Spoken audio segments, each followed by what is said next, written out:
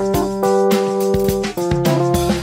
new study says that the longer couples have been together, the more likely they are to cheat. And what does a 7-year itch have to do with it? Sexuality and relationship expert Shelley Varode here with more. Hello, Shelley. A stranger. I haven't seen you in so long.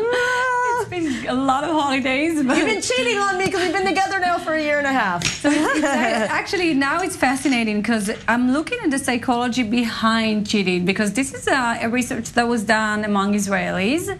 It's not a research that I was asking for confessions. Did you cheat on your husband or did you cheat on your wife?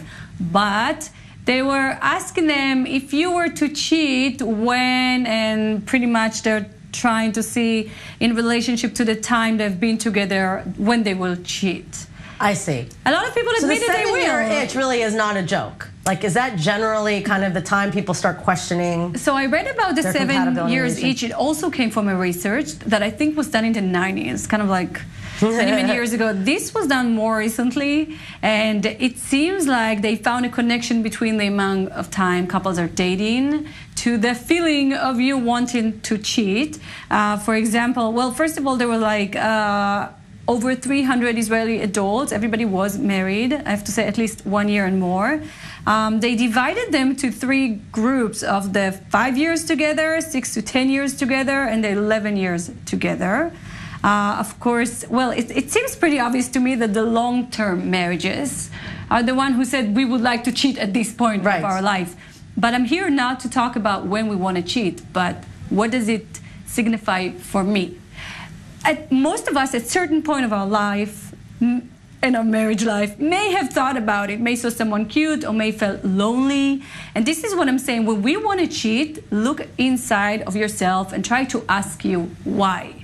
Why do I want to cheat now? What does it signify? What does it tell me? Most people will say, some can say, at my clinic I work with a lot of people who, there were cases of infidelity, some of them confessed, some of them didn't.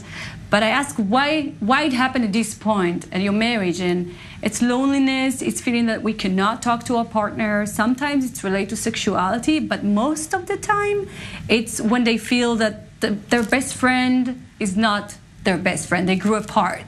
I see. So I'm saying... Right, because a friendship and a connection is so vital in a relationship, right? When you're in a long-term relationship, it's like that becomes almost more important, right, than sex. No, I actually heard, not that, but I actually heard the same ones. I think it was like Dr. Phil. It's like, it's very sex is important before you're married, but then when you're married and you're happy, it's not that it's not important, but it's not the defining factor. And also, it's if you have that, the good friendship, your sex life will be good. Correct. Without this, it's hard to create intimacy and great, enriching sex life.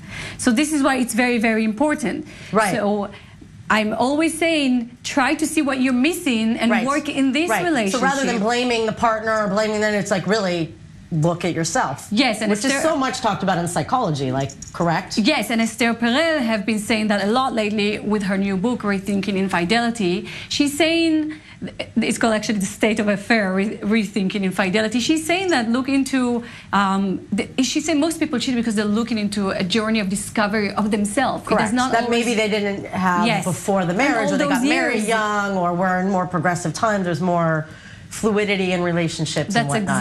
That's exactly it. And she's saying it's not always represent that something is wrong with your marriage life. Right. Because a lot of times we think, oh, what have I done wrong? Maybe I ruined my relationship. Maybe it's my fault. Maybe the husband or wife think it's their fault. It's not always about that. But I'm saying a minute before you go out and cheat, and I know most people are not going to looking to cheat, but a minute before it happens, if you feel something, try to work on your relationship. Try to make it happen. Try to bring back what you're missing. Right.